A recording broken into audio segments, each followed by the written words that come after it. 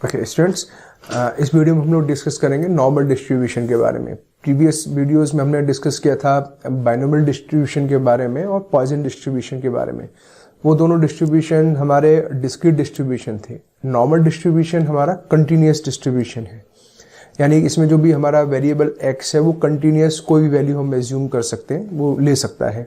जैसे मैंने example previous video में दिया था कि क्लास के अंदर स्टूडेंट्स का वेट की अगर हम बात करें तो वो हमारा एक कंटिन्यूस वेरिएबल होता है। इसी तरह से हाइट की बात करें तो वो भी हमारा कंटिन्यूस वेरिएबल के तरह से कंसिडर होता है। तो पॉइसन डिस्ट्रीब्यूशन जब हमने डिस्कस किया था तो कहा था Poisson distribution is basically we can derive this distribution, यानी पॉइसन डिस्ट्रीब्यूशन को हम बाइनोमियल डिस्ट्रीब्यूशन से ड्राइव कर सकते हैं जबकि हमारे पास नंबर ऑफ ट्रायल्स इनफाइनाइट हो और probability of success is very low, around tends to 0। तो उस केस में हमारा बाइनोमियल डिस्ट्रीब्यूशन कन्वर्ट हो जाता है हमारे पॉइसन डिस्ट्रीब्यूशन के अंदर। सिमिलरली नॉर्मल डिस्ट्रीब्यूशन है तो एक कंटिन्यूस डिस्ट्रीब्यूशन, लेकिन इस डिस्ट्रीब्यूशन को भी हम बाइनोमियल डिस्ट्रीब्यूशन से डिराइव कर सकते हैं। कैसे कि अगर हमारा n टेंड्स टू इनफाइनाइट है, यानी कि नंबर ऑफ ट्रायल्स बहुत ज़्यादा है और प्रोबेबिलिटी यानी सक्सेस की प्रोबेबिलिटी p है वो 1/2 के अराउंड है, तो उस केस में बाइनोमियल डिस्ट्रीब्यूशन की हेल्प से भी हम नॉर्मल डिस्ट्रीब्यूशन को डिराइव कर सकते हैं। सबसे पहले ये जो डिस्ट्रीब्यूशन है डिमाइवर ने दिया था।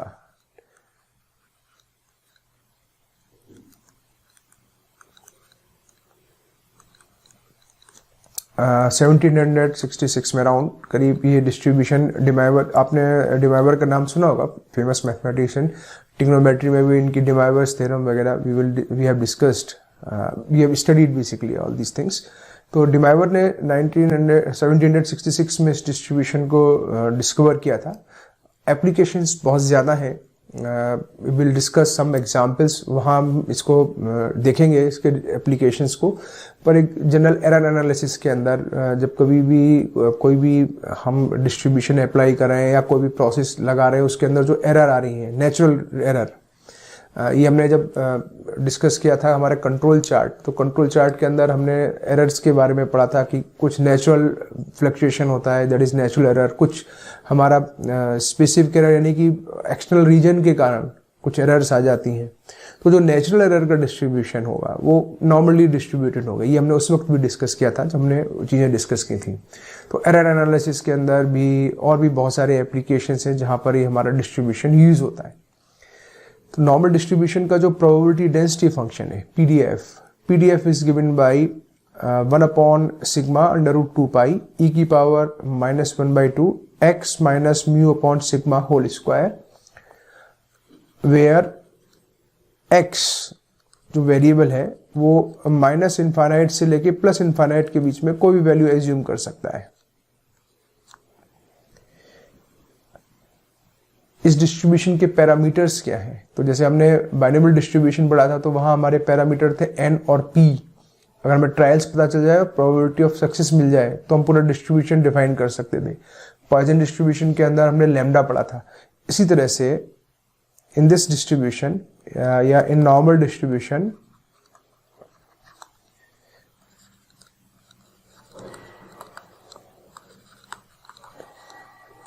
Mu and sigma are parameters.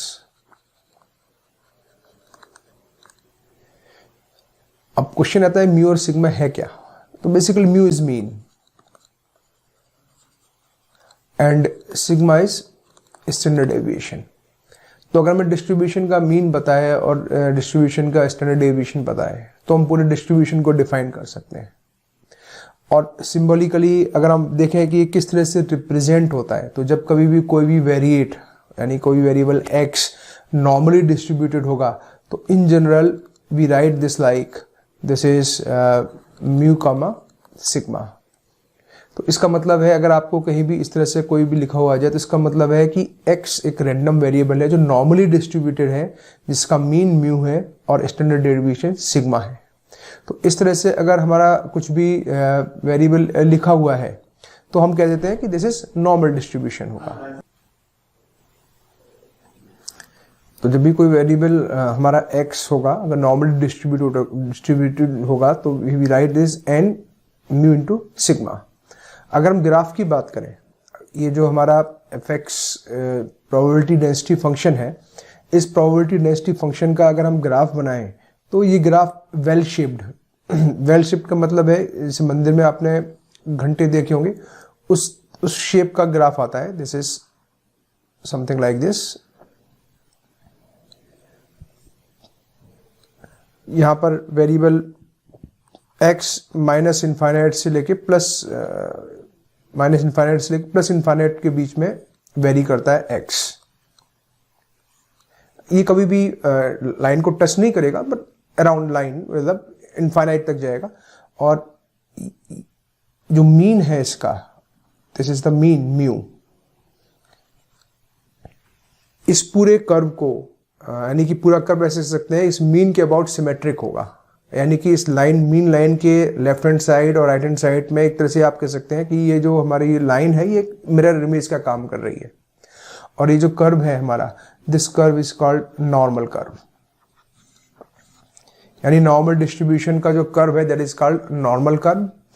ये कर्व इस पूरे रीजन को, यानी कि जो पूरा रीजन है उस पूरे रीजन को बाइसेक्ट करता है, यानी कि सिमेट्रिक है पूरा कर्व हमारा इस मीन के अबाउट में। तो दिस इज द प्रॉपर्टी, यानी कि अगर हमें एरिया निकालना है, एरिया यानी प्रोबेबिलिटी, जैसे जब हमने डिस्कस किए थे कंटिन्यूअस रैंडम वेरिएबल में, तो उस केस में अगर हम इसकी प्रोबेबिलिटी निकालें कि what is the probability that x lies between x1 and x2। So what we do basically, अगर x1 और x2 दो पॉइंट्स हैं और रैंडम वेरिएबल इनके बीच में लाई करेगा, तो ये जो एरिया होगा basically this area is the probability that x lies between x1 and x2। ये हमने जब कंटिन्यूअस रैंडम वेरिएबल्स के बारे में पढ़ा था तो डिटेल में डिस्कस भी किया था।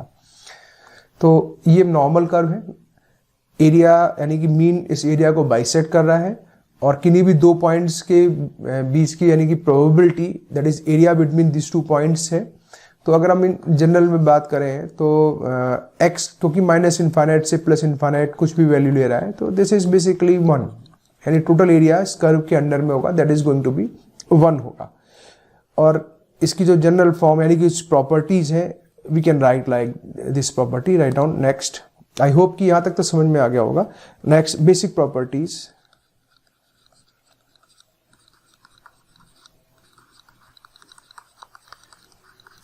properties of normal distribution.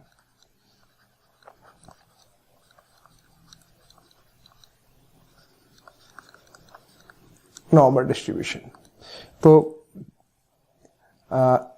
we have fx is equal to our probability density function 1 upon sigma under root 2 pi into e to the power minus 1 by 2 x minus mu upon sigma whole square. तो इसकी जो basic properties है, पहली property है fx is greater than equal to 0। कहने का purpose ये, इस ग्राफ को देखिए, ये ग्राफ हमेशा पॉजिटिव x डायरेक्शन में रहेगा, कभी भी नेगेटिव x एक्सिस में नहीं जाएगा। तो this is always fx is always greater than equal to 0।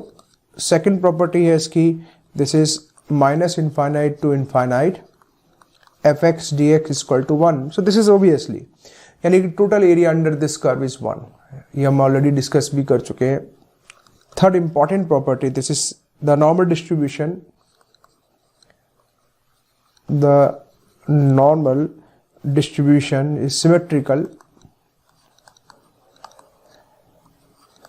Distribution is symmetrical about mean. And the fourth property, this is unimodal distribution. It is unimodal distribution.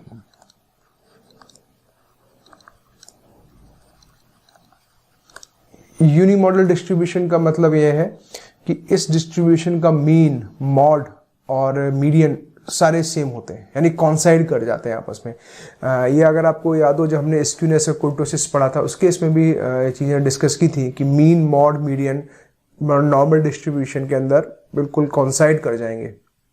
और अगर कॉन्साइड नहीं कर रहे हैं तो उस केस में स्क्यूनेस आ जाती है कर्व के अंदर। तो ये यूनिमॉडुलर है, दैट मीन्स इट मीन्स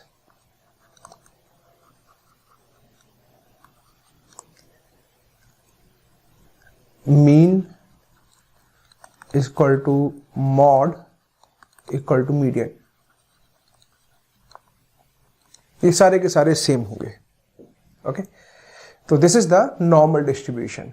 अच्छा, अभी हमने डिस्कस किया था कि अगर हमें प्रोबेबिलिटी निकालनी है x lie between x1 and x2, तो हम उन दोनों पॉइंट्स के बीच में इस कर्व को इंटीग्रेट कर देंगे, यानी जो भी हमारा fx का ग्राफ है इसको इंटीग्रेट कर देंगे।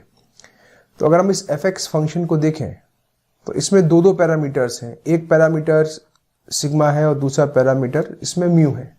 और दूसरी बात ये, इसका अगर हम इंटीग्रेशन करेंगे विद रेस्पेक्ट टू x, तो this integration is not going to be very simple, बहुत कॉम्प्लिकेटेड हो जाएगा इसका इंटीग्रेशन।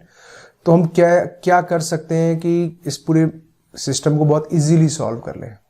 तो हम क्या करते हैं, हम इस पूरे हमारा जो भी डिस्ट्रीब्यूशन है हम इसको स्टैंडर्ड फॉर्म में कन्वर्ट कर देते हैं। So what we do, we standardize this normal distribution.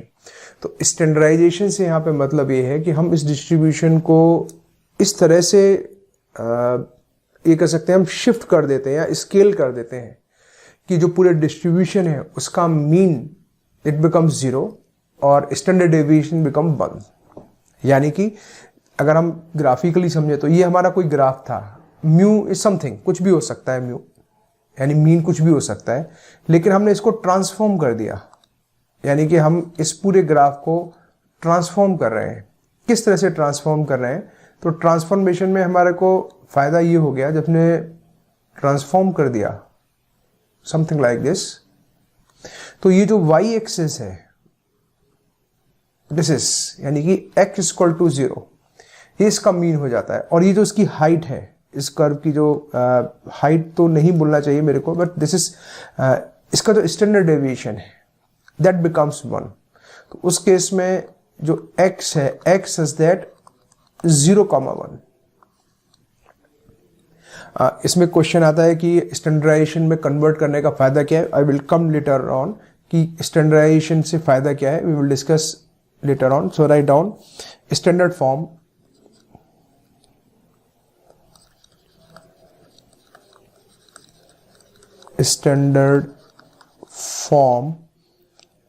of normal distribution.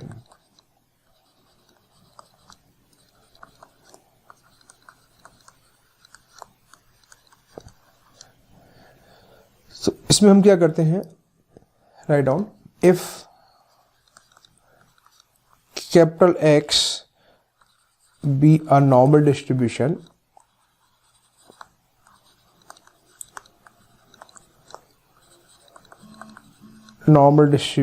with mean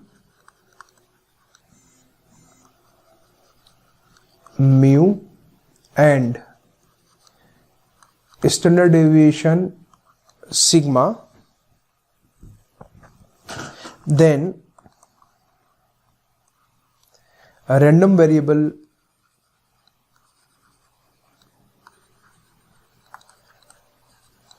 z is equal to x minus mu upon sigma has normal distribution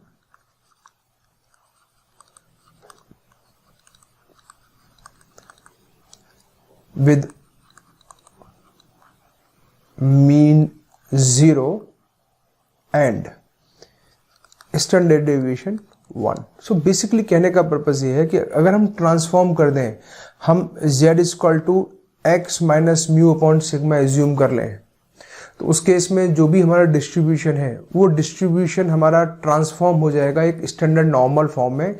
standard normal form की property क्या है कि उसका mean 0 है और standard deviation 1 है। तो उसका अगर हम पीडीएफ की बात करें, यानी प्रोबेबिलिटी डिस्ट्रीब्यूशन, इसको हम इस तरह से लिखते हैं, z is normally distributed 0 and 1। और इसका जो पीडीएफ है, and its PDF is fz is equal to 1 upon under root 2 pi e की power minus z square by 2। So this is its PDF। तो अगर आप इस प्रोबेबिलिटी डेंसिटी फंक्शन को देखें तो इसमें कोई पैरामीटर नहीं है। जैसे प्रीवियस वाले fx के अंदर मैंने बात की थी तो वहाँ सिग्मा भी एक पैरामीटर था, इसमें म्यू भी एक पैरामीटर था। तो यहाँ सारे पैरामीटर खत्म हो गए, सीधे वेरिएबल z है और उस z के का ही फंक्शन है।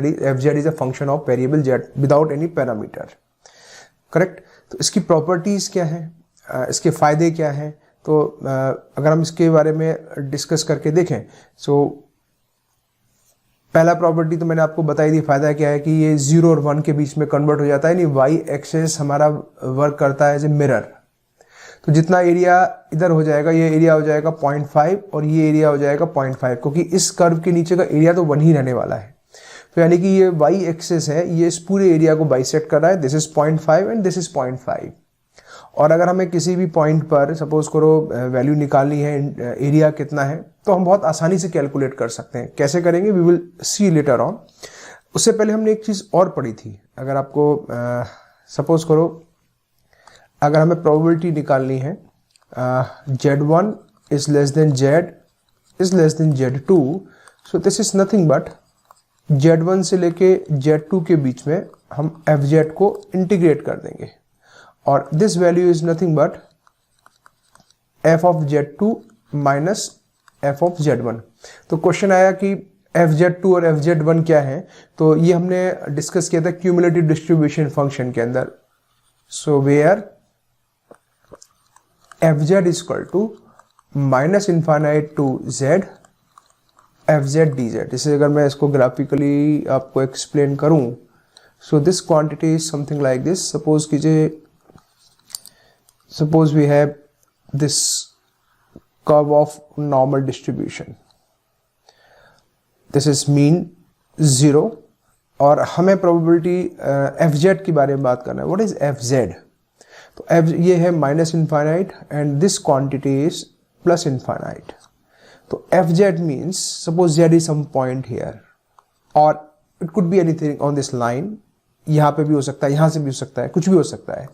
तो fz हो गया माइनस इनफाइनाइट से लेके z fz dz, यानी कि माइनस इनफाइनाइट से लेके z तक का जितना भी एरिया होगा ये पूरा एरिया कैपिटल fz से रिप्रेजेंट होगा। तो अगर हम कह रहे हैं कि z1 और z2 के बीच का एरिया निकालो क्या होगा, तो इस फॉर्मूले से निकल के आ जाएगा। कैसे? सपोज करो अगेन Z1 और Z2 के बीच का एरिया की अगर मैं बात करूं, एक और कर्व बना के let us discuss something like this. This point is Z1, let us suppose this point is Z2। तो हमें इन दोनों के बीच का एरिया निकालना है कितना होगा। तो अगर हम FZ2 को देखें तो what is FZ2?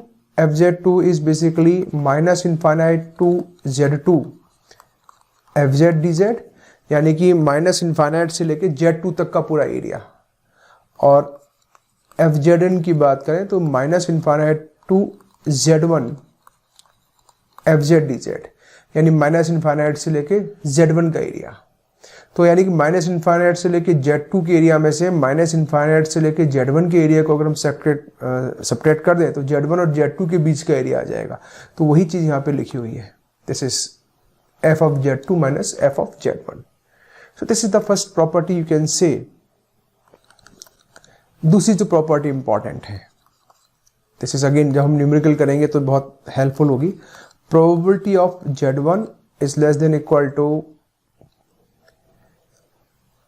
Z is less than equal to Z2, यानी कि area between Z1 and Z2 is equal to probability of Z1 is less than Z is less than equal to Z2।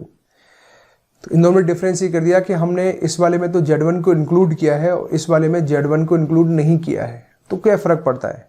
अगर आप area निकाल रहे हैं Z1 और Z2 के बीच में और Z1 को अगर आप इंक्लूड करो तो Z1 तो बहुत पतली सी लाइन होगी जिसका एरिया 0 होगा। तो उस एरिया को आप इंक्लूड करो या एक्सक्लूड करो, एरिया पे टोटल एरिया पे कोई फर्क नहीं पड़ेगा। तो यहाँ पे अगर एक साइन हटा दें तो कोई फर्क नहीं पड़ेगा। Similarly probability of Z1 is less than Z is less than Z2, यानी कि अगर हम Z1 को इंक्लूड कर रहे हैं पर Z2 को इंक्लूड नहीं करेंगे तो भी एरिया सेम होगा।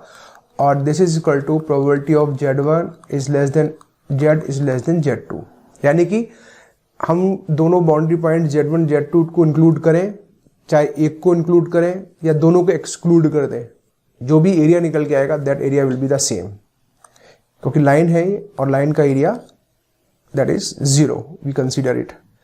और next property, this is f of minus of Z1, this is very important property, this is 1 minus f of Z1।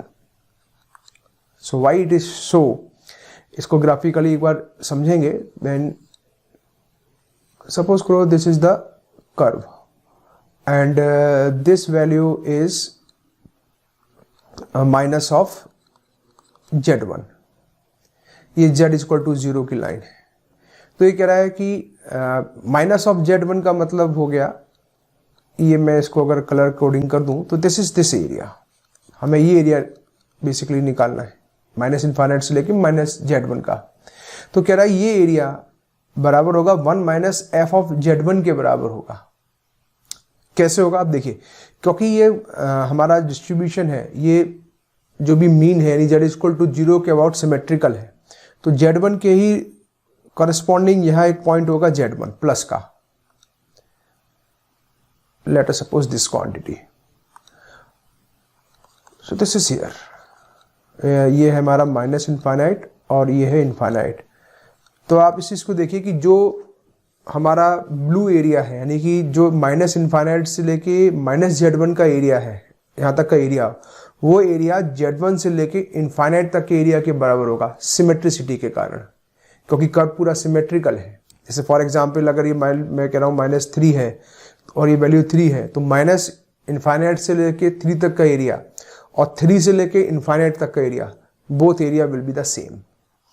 तो यानी कि अगर हम राइट हैंड साइड के एरिया को कैलकुलेट कर लें तो वो लेफ्ट हैंड साइड के एरिया के बराबर होगा। यानी कि अगर इसको कैलकुलेट कर लें, व्हाट इज दिस एरिया, और this area is nothing but 1, यानी total area 1 minus f of Z1। तो 1 माइनस f ऑफ Z1 का मतलब ही हो गया 1 minus infinite to Z1 fz into dz, यानी माइनस इन्फाइनाइट से लेके Z1 तक का पूरा एरिया और उसमें को उसको 1 में से सेपरेट कर दो, तो हमारा राइट हैंड साइड का एरिया ये निकल के आ जाता है, and this area is 1 minus f of Z1। और ये वाला एरिया जो राइट हैंड साइड का है वो लेफ्ट हैंड के एरिया के बराबर भी है, तो इसलिए हमने इस प्रॉपर्टी को लिखा है f of minus of Z1 is equal to 1 minus f of Z1। इस प्रॉपर्टी का हम बहुत ज़्यादा यूज़ करने वाले हैं, इसलिए इस प्रॉपर्टी को ध्यान से समझना है। ना क्वेश्चन राइज आता है कि हमने स्टैंडर्ड नॉर्मल फॉर्म में क्यों लिखा, तो उसका रीजन ये है कि स्टैंडर्ड नॉर्मल फॉर्म में लिखने के लिए हमारे जब भी इंटीग्रेशन सॉल्व करेंगे हमारे को इंटीग्रेशन करने की ज़रूरत नहीं पड़ेगी। ये एक टेबल में हमें सारी वैल्यूज दी होती है, जैसे हमने लॉग टेबल पढ़ी है, तो लॉग टेबल से हम किसी भी वैल्यू को निकाल के देखकर वैल्यू निकाल सकते हैं कि log 2 की वैल्यू क्या होगी, log 3 की क्या होगी, समथिंग लाइक दिस। उसी तरह से normal distribution, standard normal distribution के अंदर एरिया कितना होगा 0 से लेके Z तक का, उसको हर बार कैलकुलेट करने की जरूरत नहीं पड़ती। वो वैल्यूज एक टेबल में दी होती हैं स्टैंडर्ड टेबल के अंदर। एग्जामिनेशन के अंदर या तो ये वैल्यूज हमें ऑलरेडी गिवन होगी क्वेश्चन में नीचे, otherwise we ask for the normal distribution table, और नॉर्मल डिस्ट्रीब्यूशन की टेबल से हम वैल्यू निकालते हैं। इसको रीड कैसे करते हैं, लेट अस सी। ये हमारा स्टैंडर्ड नॉर्मल डिस्ट्रीब्यूशन है और ये उसका ग्राफ है। Z इक्वल टू 0 मीन है, और क्योंकि सिमेट्रिकल है, जिसमें मैंने अभी डिस्कस किया था कि 0.5 एरिया लेफ्ट हैंड साइड में होगा, 0.5 एरिया राइट हैंड साइड में होगा, तो राइट हैंड साइड के लिए लिया हुआ है। और कोई भी आर्बिट्री पॉइंट है Z जिसकी डिस्टेंस 0 से Z डिस्टेंस पे है, और वो कवर्ड एरिया क्या है, वो कवर्ड एरिया उन्होंने यहाँ पर कैलकुलेट किया हुआ है कि what would be that covered area. Suppose करो अगर यहाँ पर इसकी वैल्यू 0.1 है, Z इक्वल टू 0.1 है, तो 0 से लेके यहाँ पे इस टेबल को देखिए 0.1, दिस वैल्यू इज 0.1, तो 0.1 के करस्पॉन्डिंग आगे बढ़ेंगे and this would be the area 0.0398।